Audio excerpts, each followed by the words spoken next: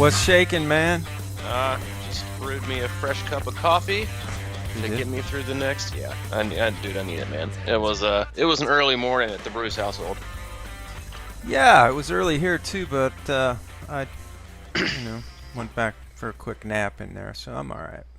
Yeah, I think I actually was only about an hour away from catching your email this morning on my sunrise wake up. Come on, that was No, man. I seriously, I was. I think your email. I checked it. I got up at like 2:45 to feed Hayden, and I think you had sent your email at like 1:30. So I wasn't too far off, man. That is impressive on both ends, really. I mean, we're just pretty much got the whole clock covered. I was just about to say, man, with both of our strengths, we, you with the late night hours, myself with the wee hours of the morning, we can pretty much cover the Crushing Iron hotline 24/7. Yeah, so contact us at any time. Yes, that's right. We're available at your 1-800 Crush Iron. Yeah. It doesn't really fit, but you get the gist. Yeah, we'll come up with something catchy like that because it's all about that, Yeah. Hashtag 1-800. All right, man. I am pumped to discuss this. I think we're discussing that article in running. Yes. Everybody likes to hear about running. Everybody wants to know about running. Yeah, everybody likes to run faster, but likes to gain some more knowledge and tools for their training box. Heck yeah, man. So all this started with an article you sent me, and I have it here. It is from the Science of Running, and it's about this guy named Ernst Van Aaken. Yes, good old Ern. You know him? He's a good friend? Not personally. I think I'm not sure he's actually still with us. But I don't know him personally. But clearly his theories are still with us. Yes.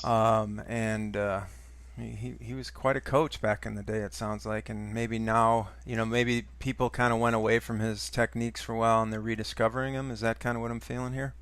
Well, I originally pulled it. There's a Steve Magnus who's one of the, I would say, pretty much renowned experts when it comes to running. I follow him on Twitter, and he had posted something. He and Alan Couzens. Alan Couzens is a pretty phenomenal triathlon coach coming out of Endurance Corner, and they just kind of posted something today. A man way ahead of his time, with his methods of training, and he was a big name, I think, back in like the 20s, 30s, and 40s. And then the other big name that you always hear, associated with running, besides him, is when you go back in the day and look at who people kind of picked up their training methods or their philosophy or their kind of paths to performance was this Linear character. And so anyway, they kind of went back, and I think the reason I enjoyed reading it was one, because I find it fascinating the different approaches that people take, and then when you look at some of the high performance athletes that actually succeed on like a world class level, not just like a country Olympic stage. We're talking like world beaters, like top 0.0001% of the world. And it's like, what do they do? And every time you look back at it, it's honestly, it's the answer that nobody wants to hear. Yeah, it sounds like it. And we will link to this article in the notes. So, but as we go into it, let me just you sent this with you got to read this one, so I did.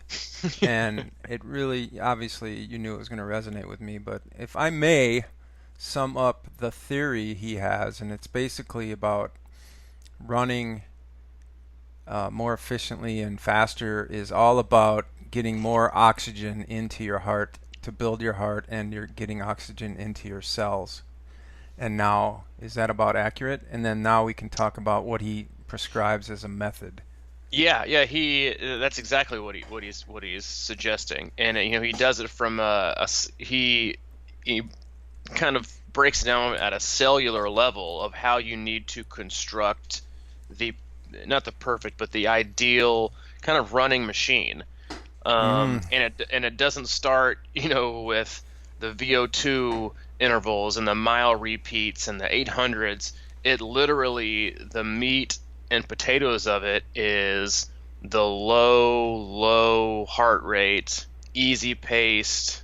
We're talking like 3 to 5 on the RP, perceived exertion scale, which is the basis of his training, but the basis of where you're building up this energy system to where you're using oxygen so efficiently that the need to do these, like, run busting workouts of, just significant, mileage and intensity just aren't there. Mm-hmm. And you look at the results he's able to put out with the athletes, and then also the similar methods that so many pros in triathlon take as well, and coaches and what they suggest you do. And it is with Lydiard, and it really, it is what it is. It's boring. It is boring. It is boring, and it takes a while, but damn it, does it work.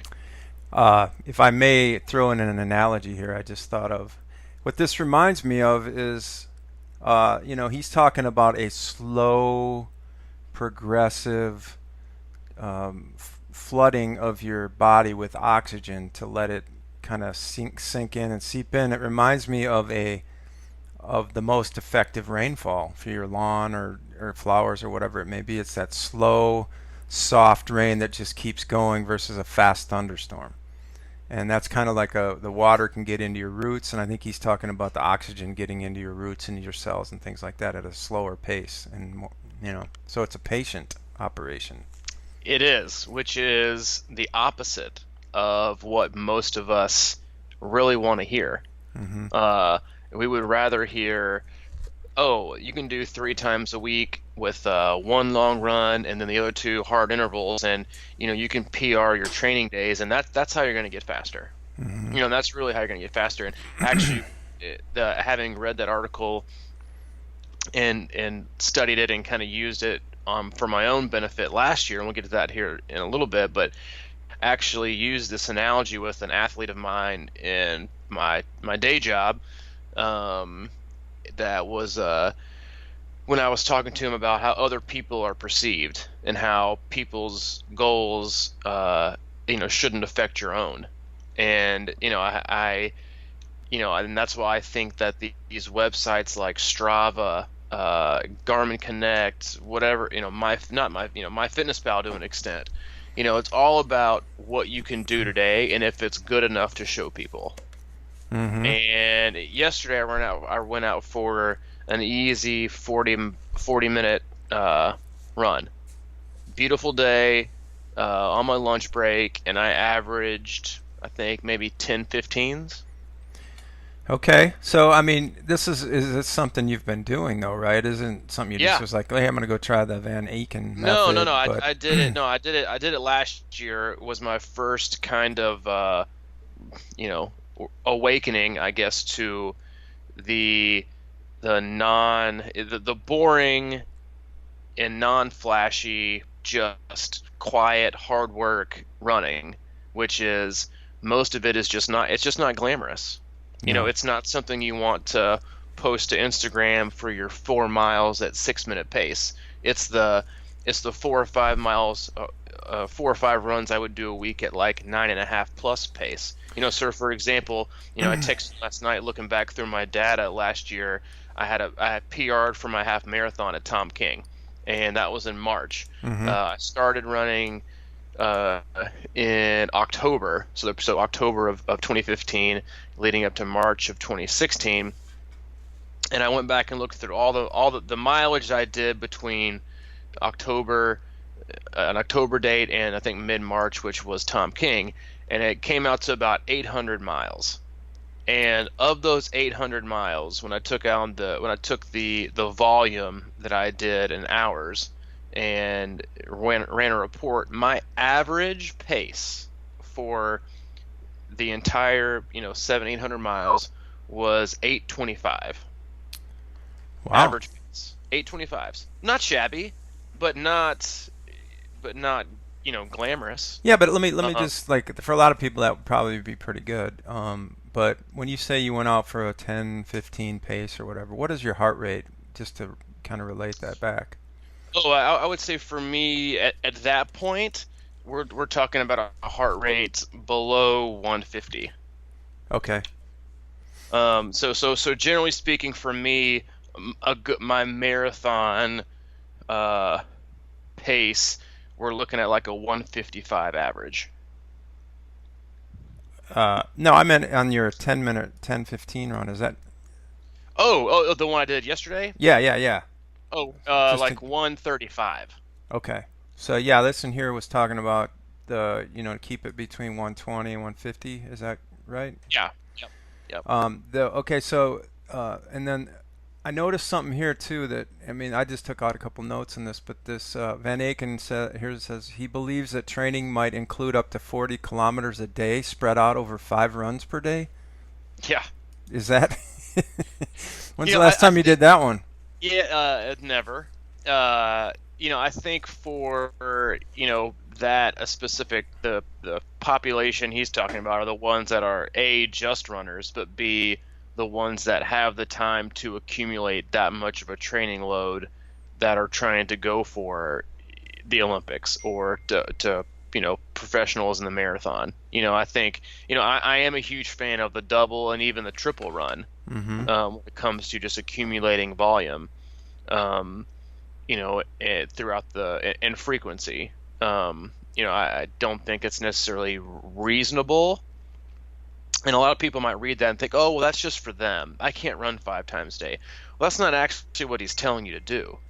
He's just telling you to, you know, consider these objectives and this approach and construct your training in this way, and you're going to get these results. Mm-hmm. And if you look at or talk to most high level athletes, this is how they this is how they train.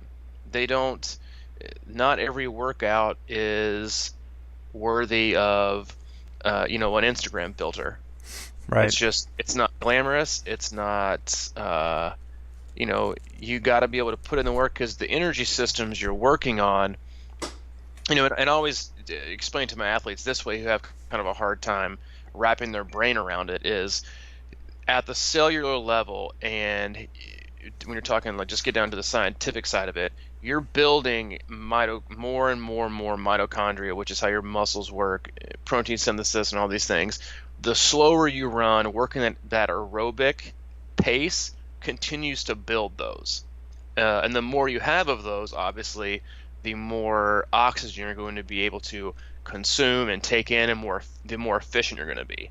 The small amounts of interspersed speed work or tempo work or strength work with hills makes those mitochondria work more efficiently. Okay. Let's get in. Sharpen it. So we're building a solid sword, and then we're going to kind of sharpen it a little bit towards the end. All right. Let's talk a little bit about his speed work theories. I have here an example. Let's see. Long runs with 130 heart rate and short bouts at race pace over a small portion of desired distance. For an example, this might be 3 times 500 meters at mile pace with plenty of recovery after an easy run. So I wasn't sure if that meant during the run or at the end. No, I think he's talking about you're warming up with an easy run. I thought the most fascinating part of that was the length of the recovery. Oh, the 5 minutes? Yeah, I thought that was fascinating. Mm-hmm. Because you see so many people doing, like, I'm doing 4 1-mile repeats with 2 minutes easy. Mm-hmm. And this guy's running 3 500 meters, so a mile total, with 15 minutes rest, basically, of easy running. Yeah. And the other one that I thought, and I would guess that you found this very intriguing as well, are his suggestions on 50-meter bursts. Yeah, exactly. I love that. Yeah, I thought that was just incredible, because And I noticed this the other day when I was walking our dog, and I'll take her on like 50, 75 meter little just bursts to kind of wear some energy out, and you're flying, but you also, by the time you stop, you're not gassed. I mean, you may have run 50 meters at like a 6 minute pace, but when you stop and walk, you're not like winded, buckled over on your knees. And wasn't Um, that his point? Is that when you exhaust yourself, when you're exhausted or you can't breathe, you're not really taking oxygen efficiently? exactly, exactly. Huh. It's pretty crazy. Um, let's see. The success of Van Aaken's athletes using this low intensity, high quality quantity approach should help show you that aerobic development is the key success to distant events. Yep. Um, he Which we kind of touched on in our post today on Crushing Iron with the 3 myths about cycling. Is not every workout has to be watt crushing. You have to build the aerobic base, or nothing else matters. Yeah, it's it really does feel. I mean, because so many people put such heavy emphasis on speed work, and I always thought that well, it's like if I can run a comfortable pace fast, then really an Ironman pace would be easy. But it's getting back to that whole thing about you haven't built that sword or that engine correctly. You might be able to get away with it occasionally, but they also mentioned in here that his main runner had a way longer career than most runners at the time too. Exactly. And it's so much easier to, incorporate. And I'll cover two things quickly. And let me hit on the sword analogy real quick. It doesn't matter how sharp your sword is if it's weak. Mm-hmm. You go to use it and it's going to break.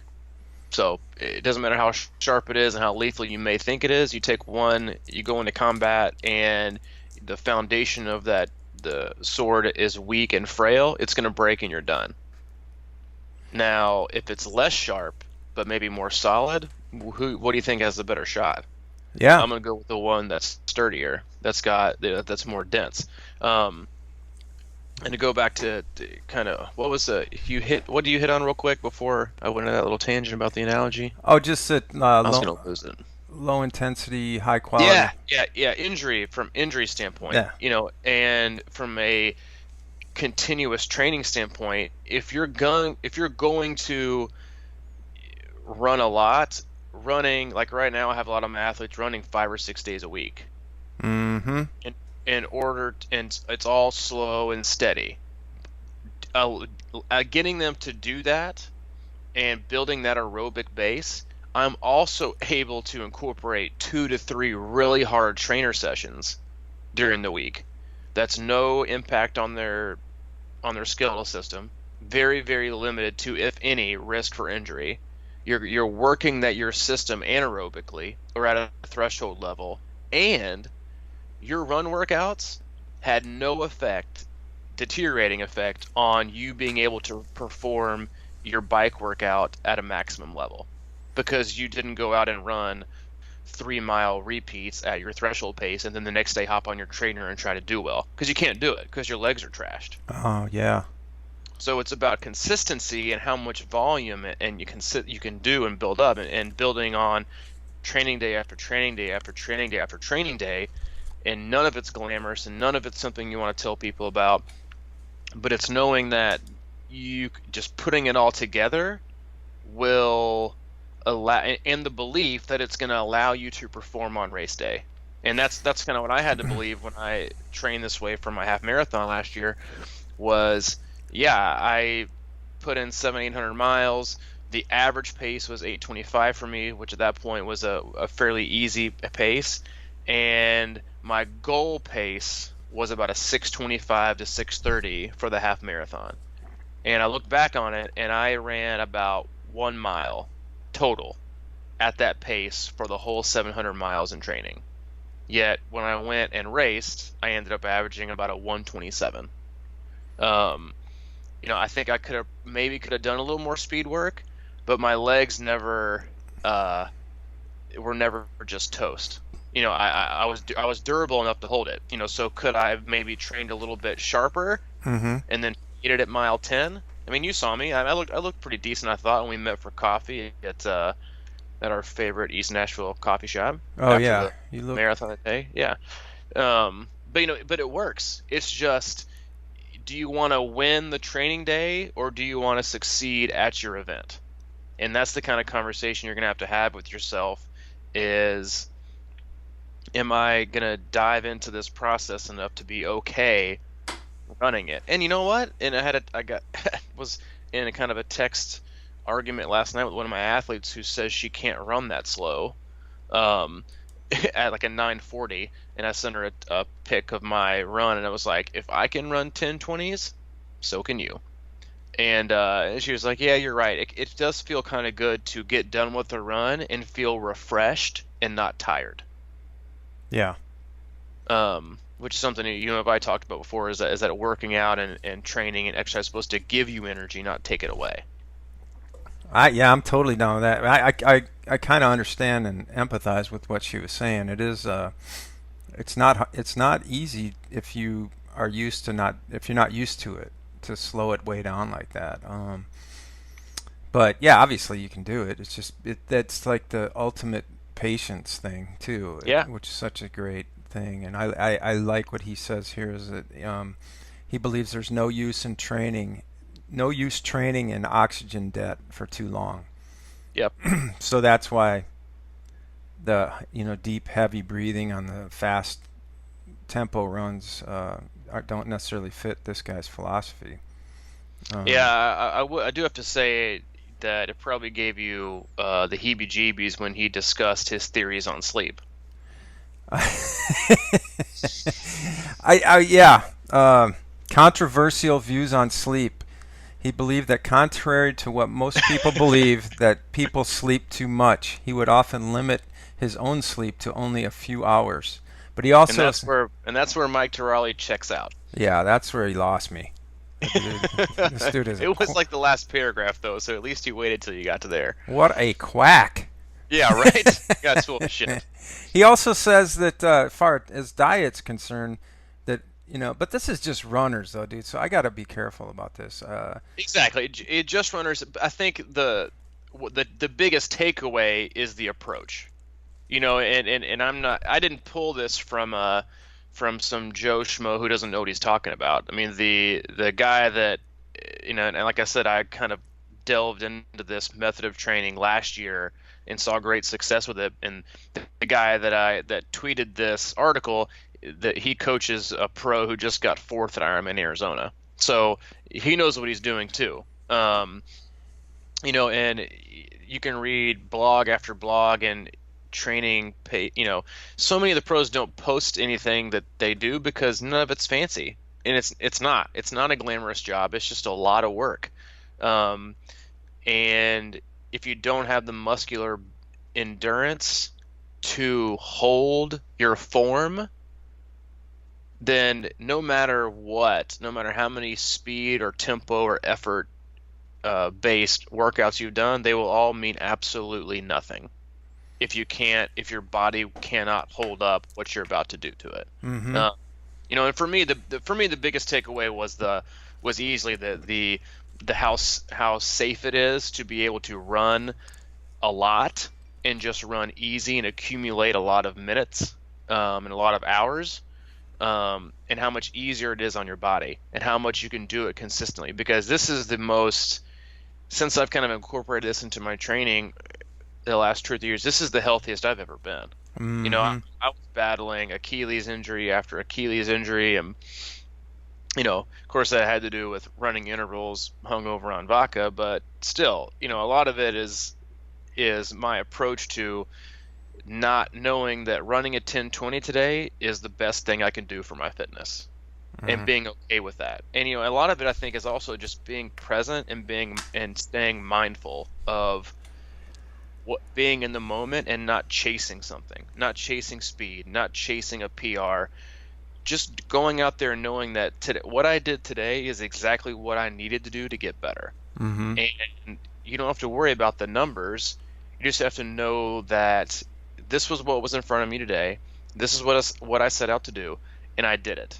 So when I ran my 40 minutes at 10:20, I was pumped because I was actually fairly happy that I was able to restrain myself to do what I set out to do and not let my ego get in front of me when I was hitting the streets and cars were passing me, thinking like, oh, look at that guy running slow, or I'm barely moving up hills. It's very hilly where we live, and to keep your heart rate below 145 on hills is hard. I mean, you almost have to walk. Yeah, I was gonna say. And so it's just, but it's being okay knowing that the end result is going to be positive, and buying into that process is the most important part. It's not the track workout you did on Tuesday. It's the result you want to get on a Saturday or Sunday 5 or 6 months from now. Yeah, I mean, the whole process is literally a marathon of sorts where you have to just be patient with the whole training plan for the most part. And do you think that this is advice that should cross over into cycling and swimming? It definitely should cross over to cycling. I mean, we touched on it, like I said earlier before. Obviously, most age groupers don't have 10 hours a week to devote to, to a polarized approach that yields 8 hours of easy endurance riding and 2 hours of high intensity. Maybe a 70-30 is close, but there's still that battle of diminishing returns to where I'm just gonna work out so hard all the time that you're run down and you're never really going to work the energy system you need to work. Mm-hmm. So you just get faster, you just can't do it for long. And if you're gonna stick with short course stuff, that's good. But I mean, honestly, if you talk to Gwen Jorgensen, Javier Lopez, Eric Gomez rather, and the Brownlees, if you look at their training, they just train a lot and they train easy. They just do a ton of miles. Ton of miles. Swimming is one of those things to where you kind of have to be careful because you don't want to swim hard all the time, because usually what I see with my athletes is their lack of ability to go hard in swimming is a direct result of just too much stress going on in the running and cycling department. The swim is always the first to fade because it's the total body. Mm-hmm. You're just overall fatigued, and if you can't hold hundreds and 200s, that is the ultimate not warning sign, but kind of like a check-in sign is, man, that was a rough swim. Ding, ding, ding. All right, let's time to scale it back. Because it wasn't a rough swim because you couldn't hold the pace. It was a rough swim because we've accumulated a lot of mileage and volume in the running and cycling departments, and you just can't hold form because your body's just tired. Yeah, it's chronic fatigue. It is. It's chronic fatigue. And that's where you kind of need to. But swimming is also the safest place to monitor it because it's damn near impossible to hurt yourself in the pool. Unless you're trying to do a flip turn and you can't do one. Yeah. But swimming it's the same thing. There gets to be a point to where you just can't do it. You can't be sharp enough for long enough to win. Right. Well, I mean, the bottom line for me in swimming is last year I put in quite a bit of volume for me, and what I found was like you're saying, you get stronger, and really it's all about so much about relaxing and all this stuff. So if you're not trying to press your body forward in the water or on the bike or running, it just comes easier, and you're more fluid and you're more efficient, and you end up going faster in the long run. I know that's a fact in the swimming, because a lot of times I'll just go out there and then you find that groove where you just don't even feel like you're working. Yeah, that's the best. Swimming, as I call it, swimming on a rivet is such a hard place, and where you're swimming pretty fast, but you're still swimming in control. Mm-hmm. And and that's the thing with building up any kind of fitness, whether it's run fitness, cycling fitness, or swim fitness, is that you want to get a little bit faster and do it for a long time. Mm-hmm. You don't want to get a lot faster and not be able to hold it Yeah. because you're gonna break down. And it's just like it's a give a little, take a little. But that's the thing is that these gains and the progress you see over the long term is that you just don't want to be patient enough. I don't want to wait that long. Yeah. I don't want to wait that long. And I think one of the biggest reasons is people don't keep track. Like for me, on this, I'm a data junkie. I keep track of all kinds of data and numbers, and I keep track of, 1 week if I put in 40 miles, what my average pace was and what my heart rate was. Mm-hmm. And the next week, if my pace doesn't drop and my heart rate doesn't drop, which are both indicators I'm getting more fit, then I got more work to do, or B, and maybe I'm a little overtrained and need to take a little bit of recovery. But that's a way to quantify your improvement, is to keep up with those numbers and that data so you can see that you're getting better. I tell people all the time, it's like, make it easy. Run the same route 5 days a week for a month. So it's the same distance, it's the same course. Choose a time of year where the temperature is not going to fluctuate too much, and on day 1 and then days, 30 or day 30 and then day 45 and day 60, check your heart rate and check your pace. If on day 30, day 45, and day 60, your pace has gotten faster, so it's dropped, and your heart rate has dropped with it, or even somewhat stayed the same, which is fine. Mm-hmm. Guess what? It's working. Yeah. So if you run this 5-mile route and you average a heart rate of 150 and you ran 8-minute miles, and at the end of the 60-day cycle, you're still running 8-minute miles, but your heart rate's now 140. Yeah, trouble. You're in great shape. Oh, because, great shape. because your heart rate got lower and your pace stayed the same. So if you wanted to run at a 150 heart rate, then your pace is going to drop. You see what I'm saying? Yep. So if an 8-minute mile equaled a 150 heart rate, well, now your 150 heart rate's probably going to equal like a 745, 750. So you're getting fitter without killing yourself. Without trying to look for a gain in every workout, you're looking for a gain over a specific cycle. So that was something I would suggest for the listeners out there, is to help quantify it, is just set up a nice little easy route, 4 miles, 5 miles, whatever it is, 3 miles, 10. Make it the same. It's winter. It's just going to get colder, which is going to help you. And see what you can do for 30, 45, 60 days. And we'd love to hear from you. The results you've had. Email us. Call into Mike's 1-800 hotline at 2 a.m. And let Always us know awake. Exactly. Crushing iron, always awake.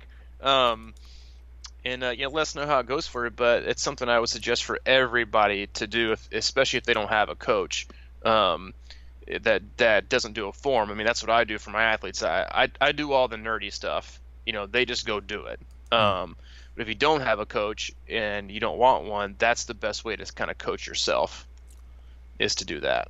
Okay. All right, let's roll through the takeaways real quick here. So the first one is that aerobic development is the key to success. And I think what you just described there is a good way to kind of attack that, to build that aerobic development. And then the second one is it's okay to run your easy days really easy. Yep. You buy into that? Totally. Okay. 100%. I was just checking, man. I mean, yep. Things can change. That's a pretty common phrase you hear from a lot of people. Make your hard days hard, make your easy days easy. The only problem is people usually have too many hard days and not enough easy days. Yeah, or even too many medium days, I've heard, is a big problem too. Yeah, it's kind of medium day is kind of in no man's land. Mm-hmm. That seems to be what I do a lot. It's kind of like, yeah. Let's see. 3, don't carry around extra weight that serves no purpose. You want to be healthy but skinny. Now, we didn't really talk about that much, but he goes into like, what, 200 or 2,000 calories a day or something like that. And fasting and things like that. I passed over a lot of his topics on weight, and not something definitely agree with. Right. Sleep 8 to 10 hours a day. Wait, no. Definitely didn't say that. He said sleep 3 hours a day.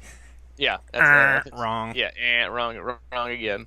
Uh, run a good amount of total mileage per day.